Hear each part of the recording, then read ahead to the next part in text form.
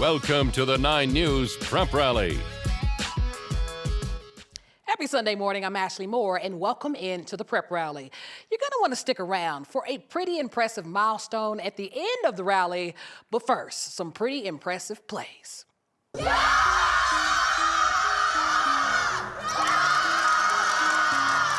It's the reigning state champion Valor Christian Eagles taking on the one-loss Arvada West Wildcats. First quarter, Valor working from inside out when it's kicked to Peyton Jones, who's deadly when open. 3-ball is good.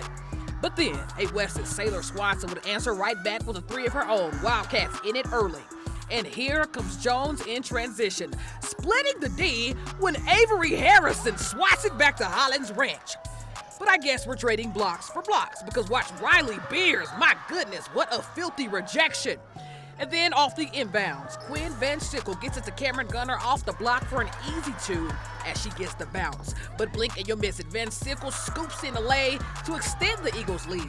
But please watch the next sequence of events. Van Sickle steals the ball, gets it to her teammate. Arvada West then steals it back. And here comes Santana Pena. Downhill when Van Sickle steals it again, and yet somehow Pena scores the bucket. On the other end, Kate Fusel passes to the high post and watch the move between 2. My goodness, what a take as Valor handles business 73-44. Over on the ice, the Colorado Academy Mustangs host the Pine Creek Eagles in a top 25 matchup. And the Eagles have it first. Conley Postgrove with the one-on-one takes the shot on goal, but freshman Hunter Cassie says access denied. But headed back the other end are the Mustangs. Rex Burstein takes a shot, but Nathan Considine gets the shoulder pad save. Scored his first period, but in the second is Burstein again, who literally threads the needle, getting the puck just under the goalie's shin pads as CA goes on to win 5-2.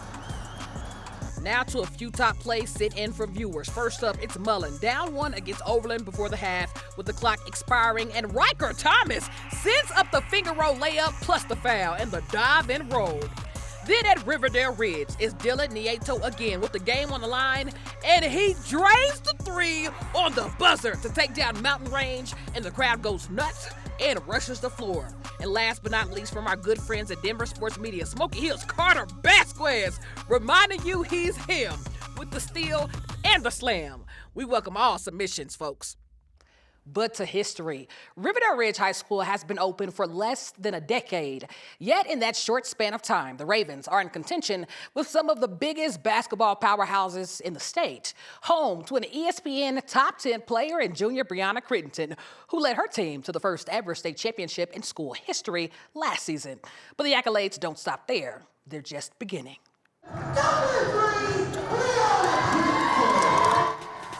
It was an electric night at Riverdale Ridge. Fans packed the gym knowing history was on the horizon.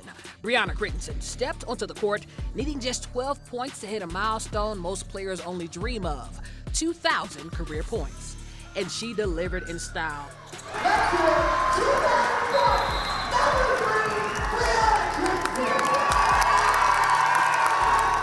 A feat made even more impressive because it's just her junior season. It feels really good. I'm just so grateful for my teammates, my coaches, and it's just a really good milestone that I've achieved. Last year, she became the fastest player in the state to reach 1,000 as a sophomore, capping off the season with Riverdale Ridge's first ever state championship. It was extremely special. I mean, she's a special kid.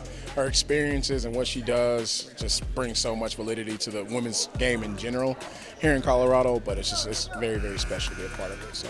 But for Bree, basketball is a family affair. Good take, Taya! Good take! Oh, good try. Her parents and brother have been by her side every step of the way. Thanks, Bryce.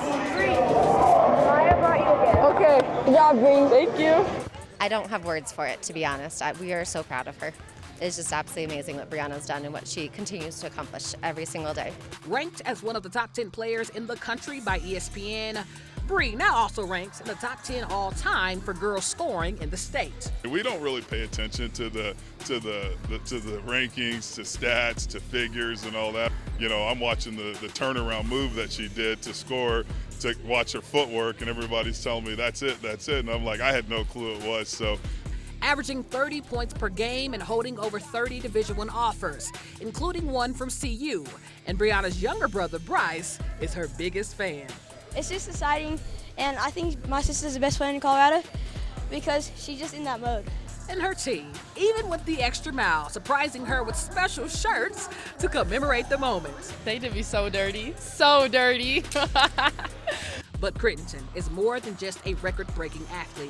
She's amplifying women's sports and inspiring the next generation of players. I'm just really grateful. I mean, it's really awesome, and just kind of seeing girls basketball like grown in Colorado is just super crazy. Since my freshman year to this year, it's just super, super crazy. Well, it's that time again to announce this week's Honor Roll winner. It was one of our most contested races of the new year. You at home had to vote, and the winner of the Honor Roll is Brighton's Aiden Wadrow, who laid down the hammer. My goodness, caught a body on the one-handed slam.